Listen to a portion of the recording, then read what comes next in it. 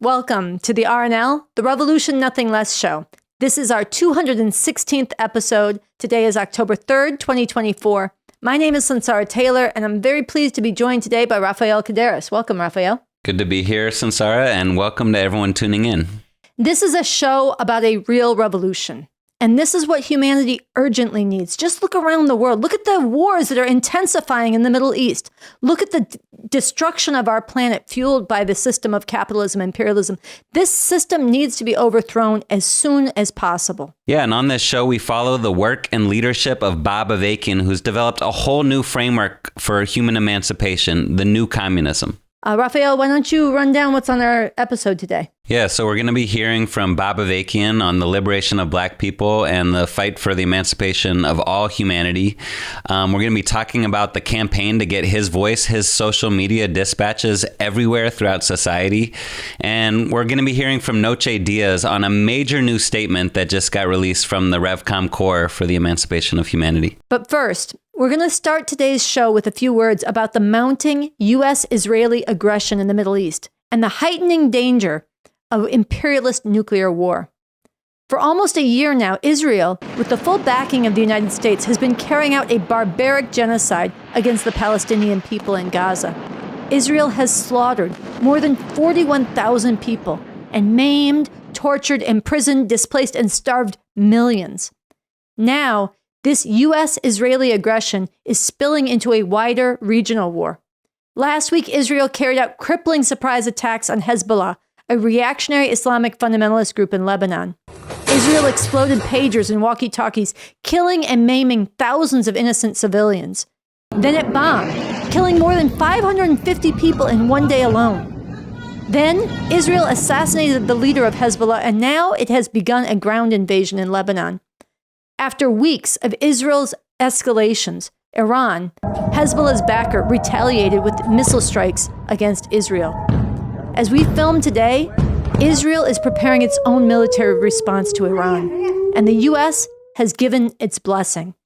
Jake Sullivan, Biden's national security advisor, has said, "We have made clear that there will be consequences, severe consequences for this attack, and we will work with Israel to make that the case." The U.S. is moving thousands more troops, several guided missile destroyers, and an amphibious assault ship to the region. And that's in addition to the more than 40,000 U.S. troops and almost 20 military bases and sites already in the region. Let us be very clear. This Israeli-U.S. aggression is totally unjust, and the fundamental responsibility for any wider war lies with the United States. The U.S. imperialists have armed and backed Israel with massive amounts of military aid over the last 60 years and more. And Israel basically functions as an American outpost of domination in this strategic region of the Middle East. This war and any further aggressive actions by either Israel or the United States must be opposed.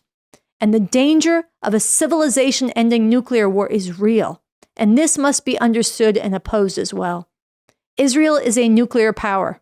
So is the United States.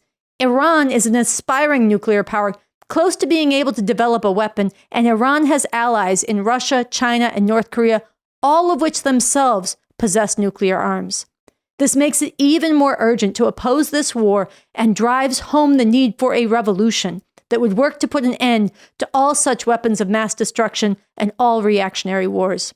Rafael will have more to say about what's going on in the Middle East in just a moment. But let us start our show off with this powerful message from Bob Avakian that has become even more timely and urgent this past week. We can no longer afford to allow these imperialists to dominate the world and to determine the destiny of humanity. They need to be overthrown as quickly as possible. Now, to further expose the big lies that are being pushed in relation to this very dangerous situation, let's go to a segment called Genocide, Lies, and Videotape. Genocide, Lies, and Videotape. With respect to the war in Gaza, President Biden and I are working around the clock. And the President and I are working around the clock. The president and I are working around the clock. Get that ceasefire deal done. Now is the time to get a hostage deal and a ceasefire deal done. We've got to get a hostage deal done and get a ceasefire done now. This is a lie. What Biden and Kamala Harris are doing is working around the clock to pursue America's gangster imperialist interests, giving Israel the bombs and backing to slaughter people all over the Middle East.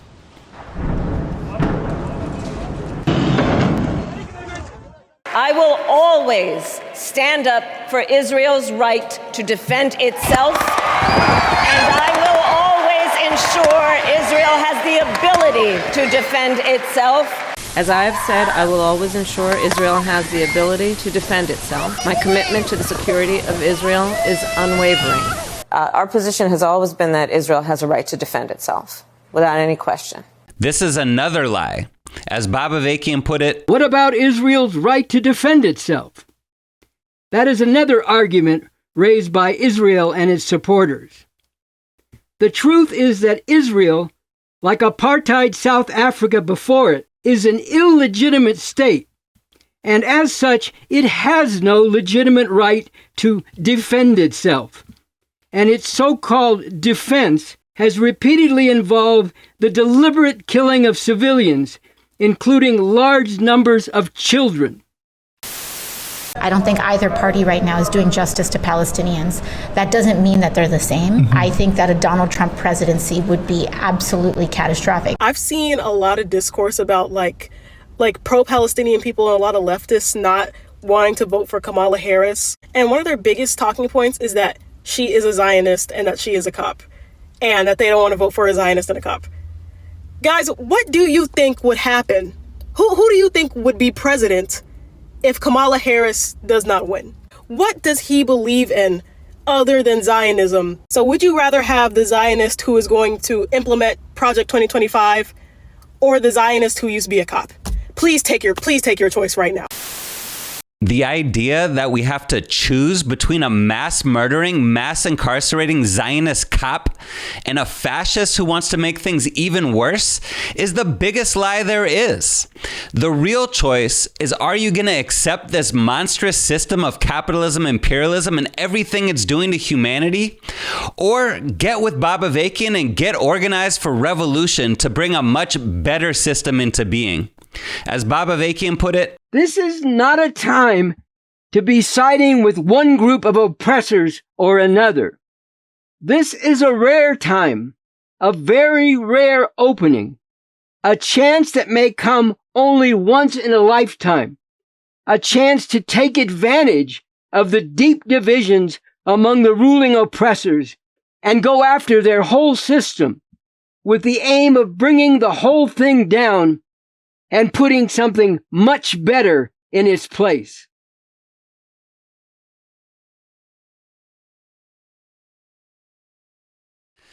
all right, so this week on REVCOM.us, a major new piece just went up from the REVCOM Corps for the Emancipation of Humanity.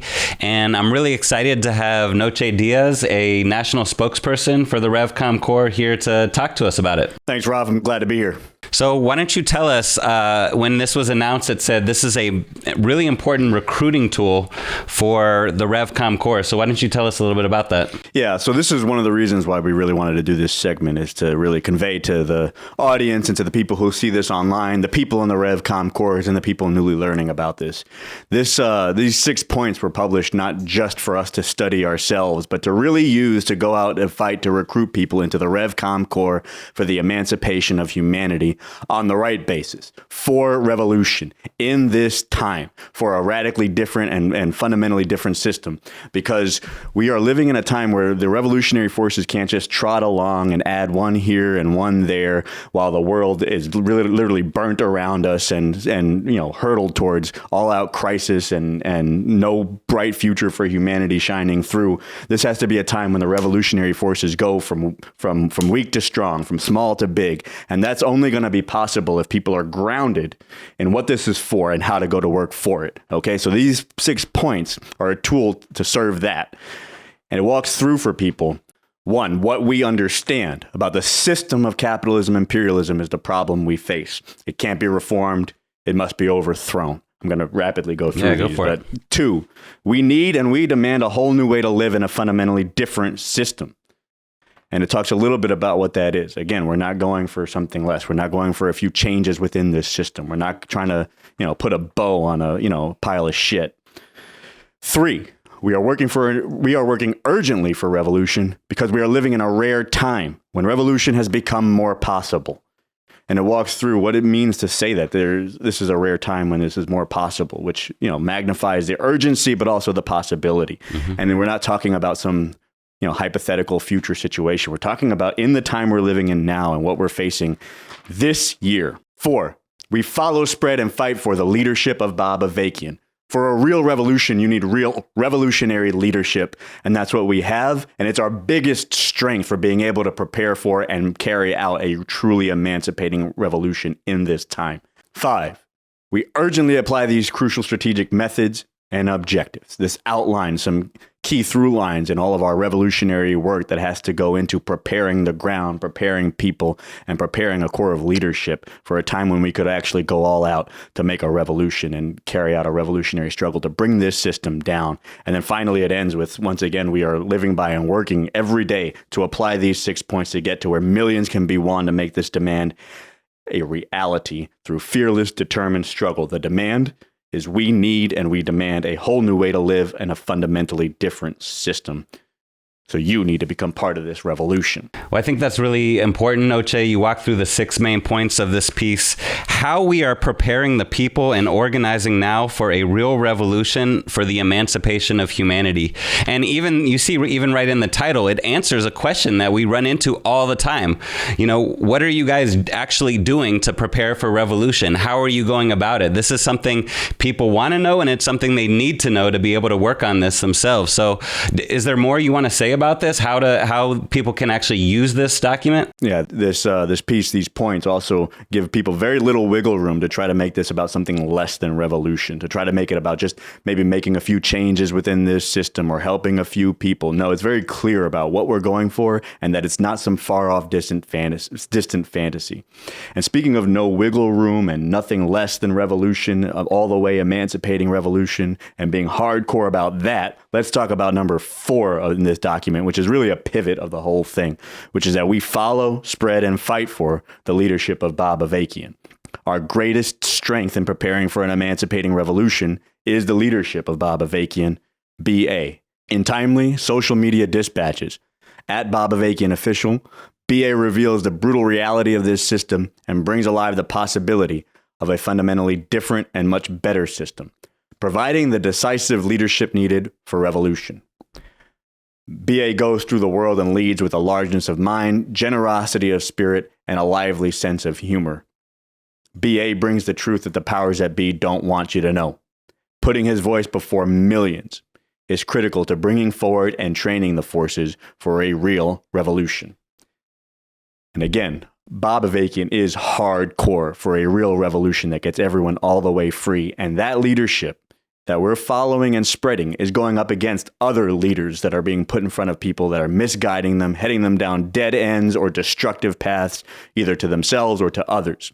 It's definitely in the face of all the BEB that is being pumped out at people of siding with one or another oppressors at a time that BA says is a time not to be siding with the oppressors, but to be working to take advantage of their divisions to build up the strength for revolution to bring this whole system down. So we've launched this campaign to get Bob Avakian Official out in front of millions right now to shake things up and to wake people up to what was just read from in terms about what he gets into, and to build those thousands of followers now who are going to work on the revolution that he's talking about, who are spreading this and raising the funds to get this in front of millions so that those thousands can act in that decisive time of, that's described in point 3.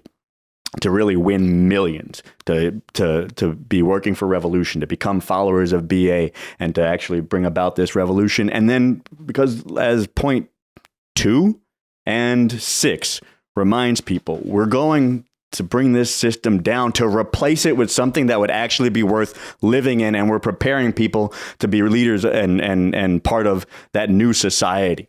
And that's why they need to be followers of BA, because he's developed a whole new framework for human emancipation, and not just as important as it is, a strategy to bring this system down, but he's developed a way to replace it with something that could be truly emancipating, and something that is, again, not just something to dream about, but that we are working to bring about in the time we live in now, and that we have to be preparing ourselves not just to fight for, but to be able to lead people through a whole new society and a whole different way to live. Well, I really appreciate those comments, Noche. And this does end with, you need to become part of this revolution. And I want to say to everyone watching this right now, everyone who can't stand the world the way it is. I mean, this world is a horror, and we're going to talk more about this on this show.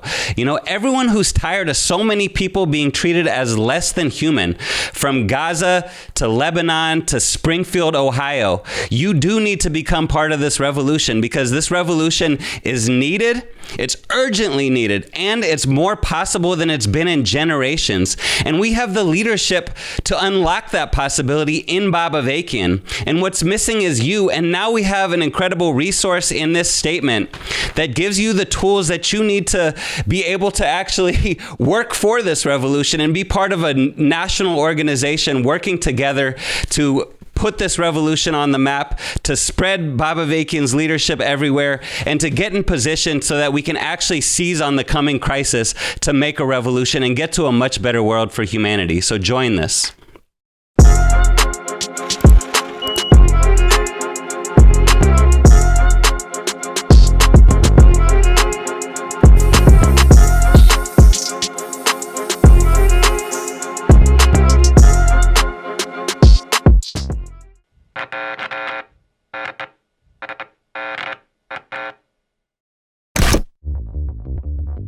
We present Bob Avakian for the liberation of Black people and the emancipation of all humanity.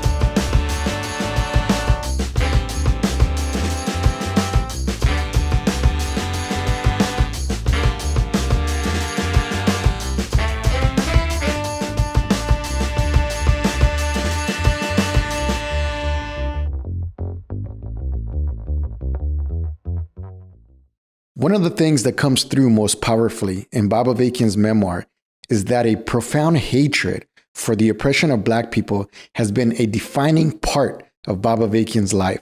From the time as a teenager, he learned about the lives of the Black people with whom he developed deep ties of friendship.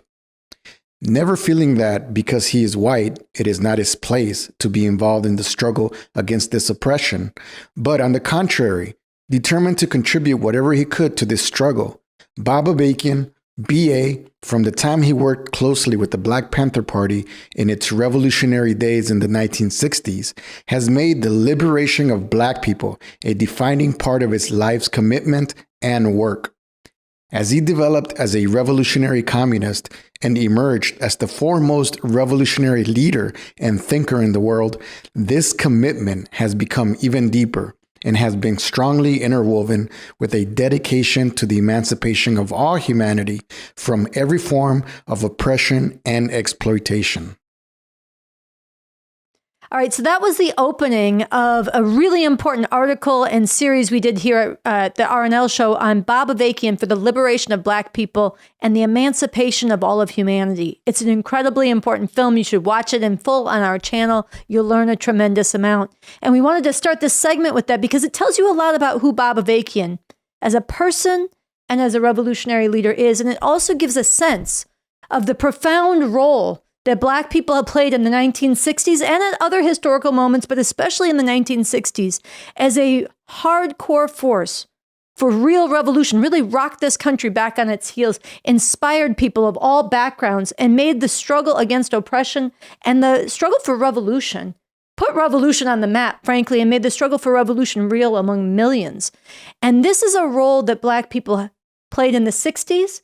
It's a role that they need to play in an even more profound way in the revolution that is urgently needed now. And this is something that Bob Avakian understands on a bone-deep level, and it's something that he has developed the theoretical grounding to carry forward and bring back forward onto the fore in this revolution, in this time that we're in right now to make a revolution. It's part of the responsibility he is taking for making revolution. And we wanted to also play something that he said that captures how he understands the role Black people need to play in making revolution. There is the potential for something of unprecedented beauty to arise out of unspeakable ugliness. Black people playing a crucial role in putting an end, at long last, to this system which has, for so long, not just exploited, but dehumanized, terrorized, and tormented them in 1,000 ways. Putting an end to this in the only way it can be done, by fighting to emancipate humanity, to put an end to the long night in which human society has been divided into masters and slaves, and the masses of humanity have been lashed, beaten, raped, slaughtered, shackled, and shrouded in ignorance and misery.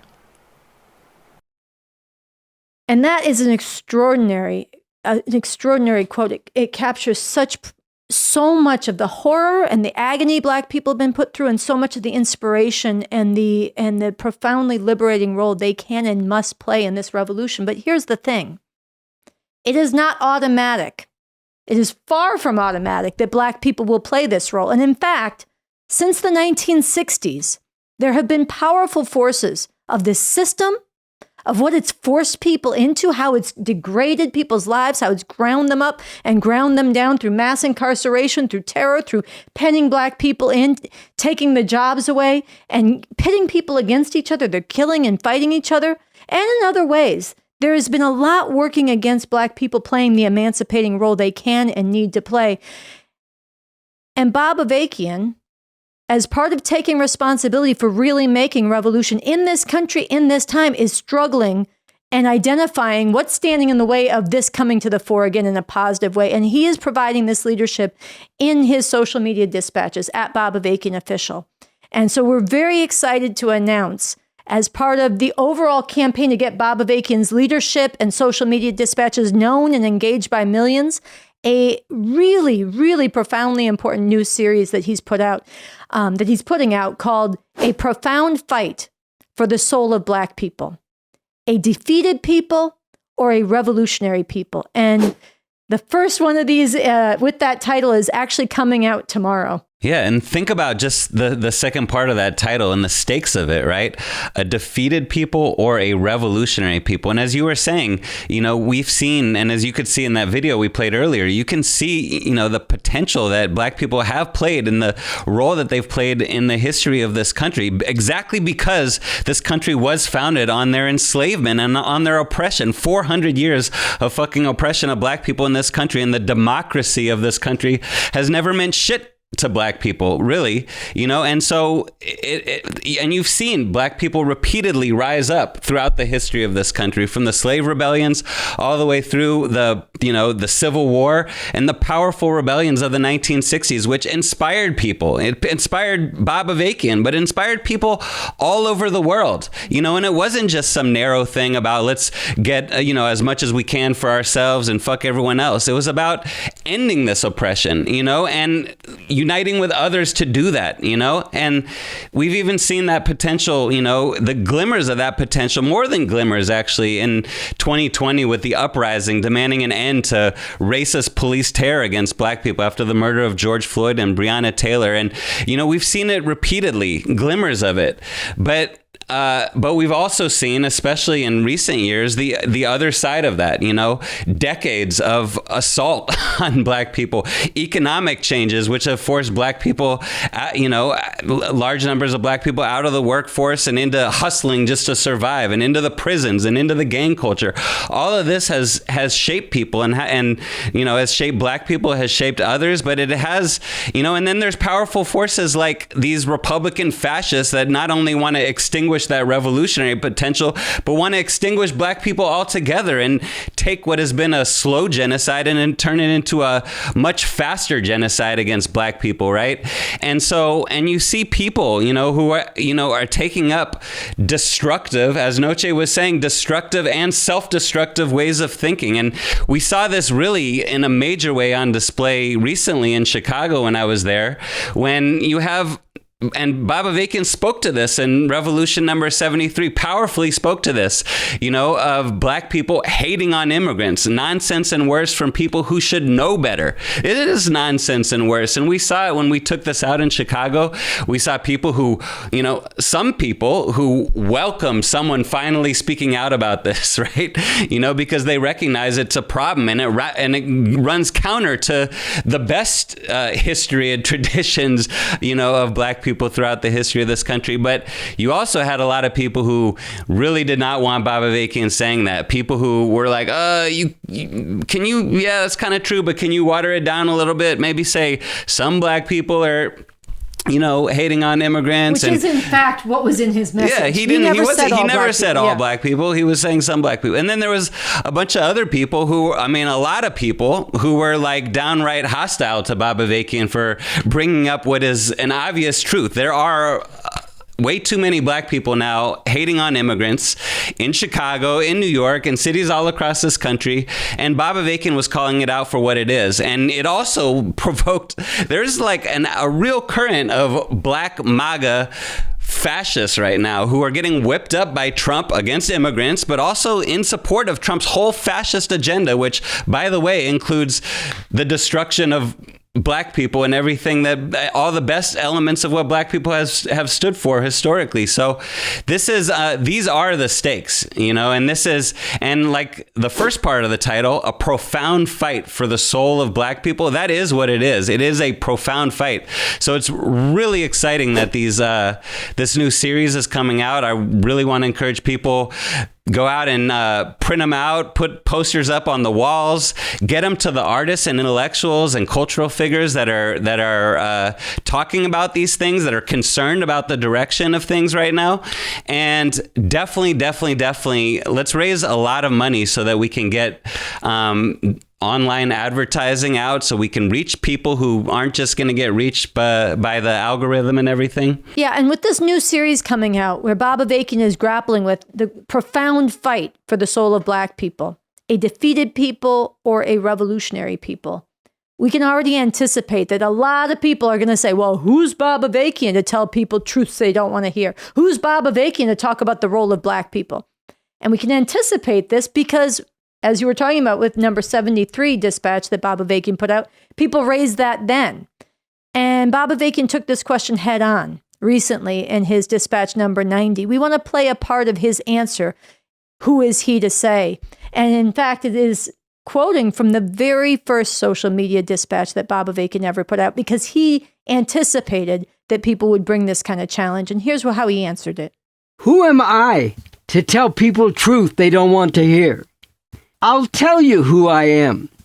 I am someone who is heart and soul, hardcore serious about a revolution where people can get all the way free. Someone with a scientific understanding of the need and the possibility for this revolution. As serious as this is, I don't have time, and we don't have time, for any of this pitiful, going nowhere good garbage about who has the right to say this or that. Everyone has the right and the responsibility to learn the truth and to speak the truth, especially about truly life and death matters, dealing with the whole situation and the whole future of humanity. And everyone has the right and the responsibility to act on that truth. Look, this commitment to seeking the truth and fighting for the truth has really been a hallmark of Bob Avakian's entire life and political development since his early days working closely with the leaders of the Black Panther Party and ever since. And it's not only a hallmark of Bob Avakian as a revolutionary leader, as somebody who is fearlessly searching, because it matters, on profound questions of life and death, how you understand reality, how you're going to fight to change it. It's not only a personal attribute, though. It's actually something that Bob Avakian has infused, and it's really at the core of the whole new framework of human emancipation that he has forged, the whole new communism.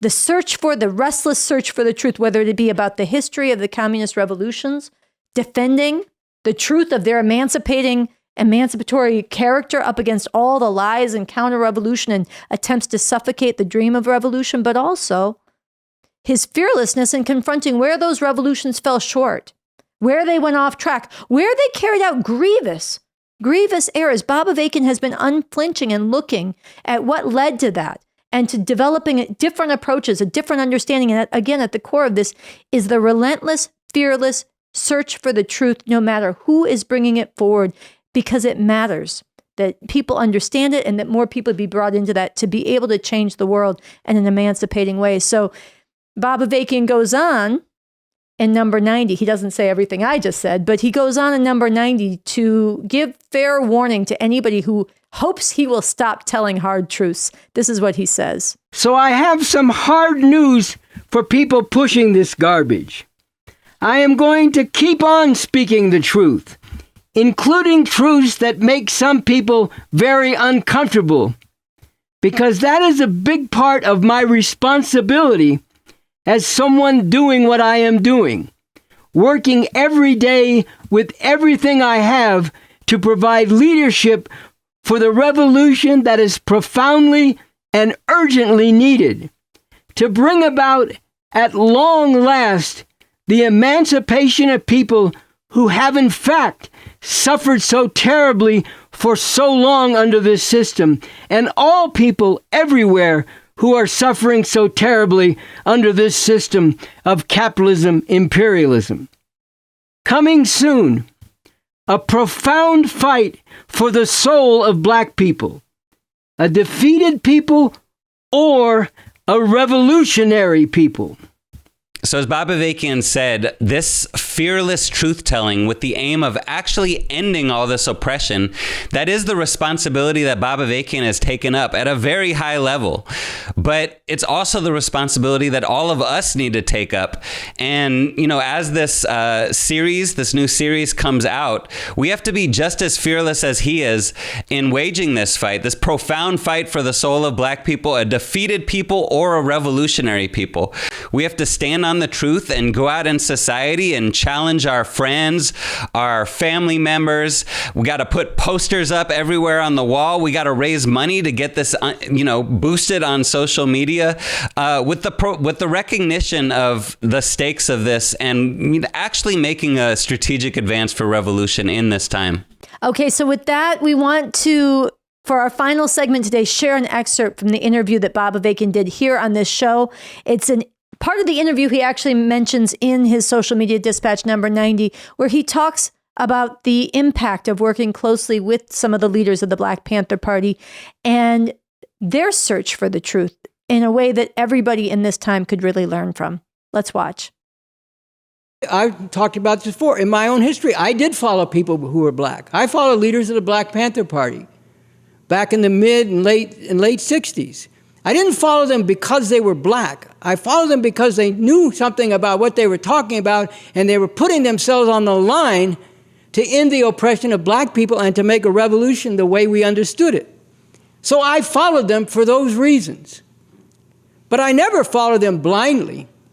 When I didn't understand what they were saying or I didn't agree with it, I raised it. When I thought I had a difference, I raised my difference and we struggled it out. And that's something also, they were willing to do that too. They would struggle it out with you. I had many discussions with many members of the Black Panther Party. I mean, I can tell the story about when I first met Huey Newton and what that was like.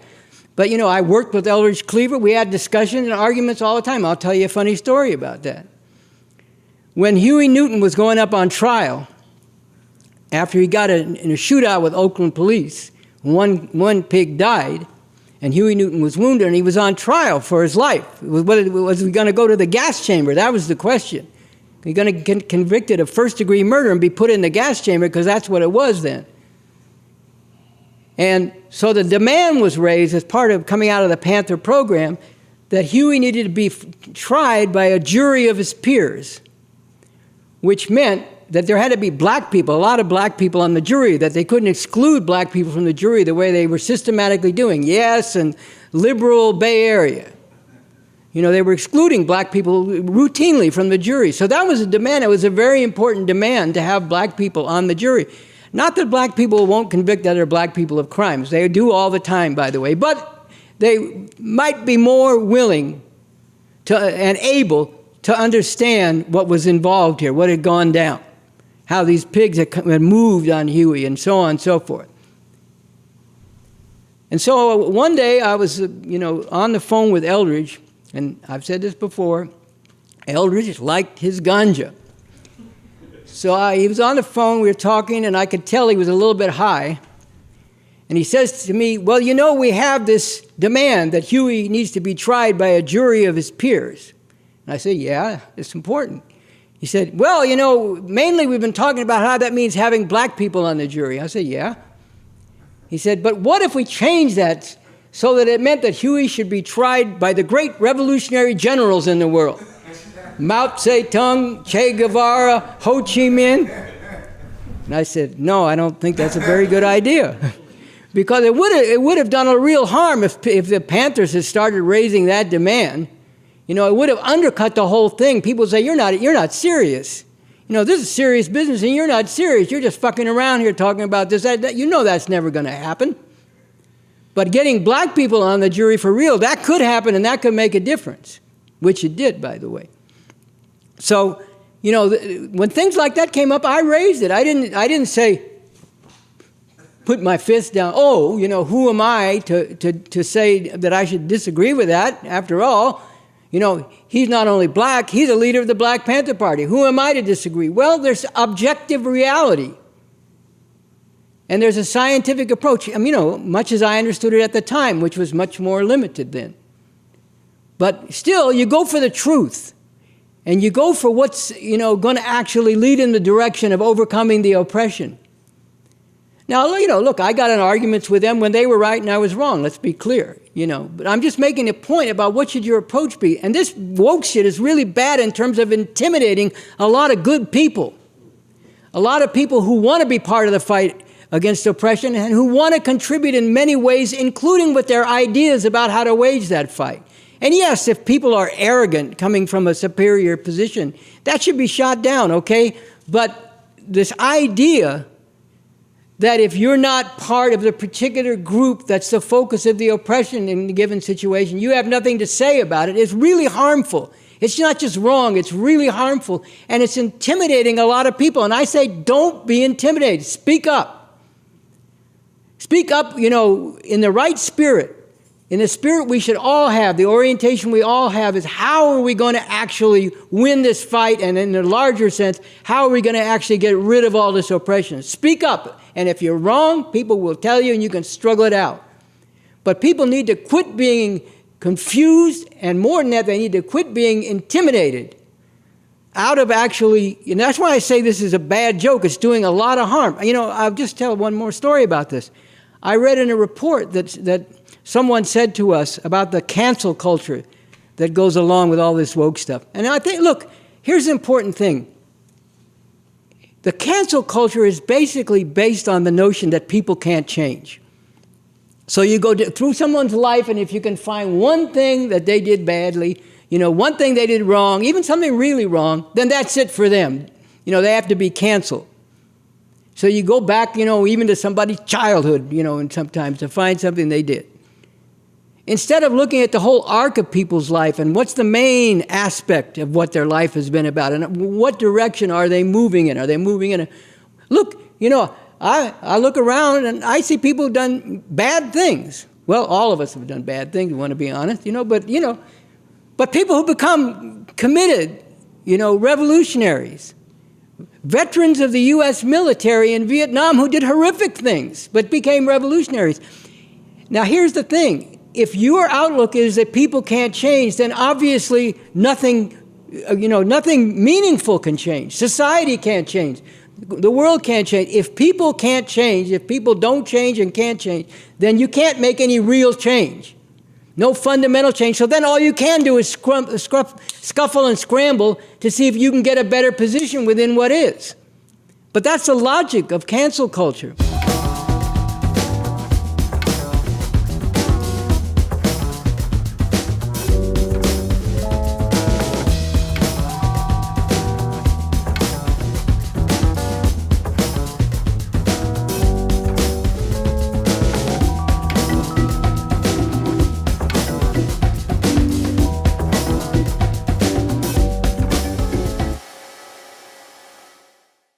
All right, Rafael, this brings us to the end of this episode of the Revolution Nothing Less show.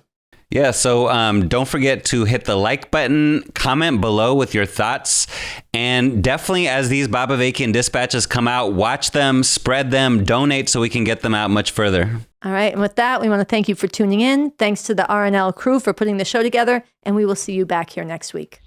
Bye.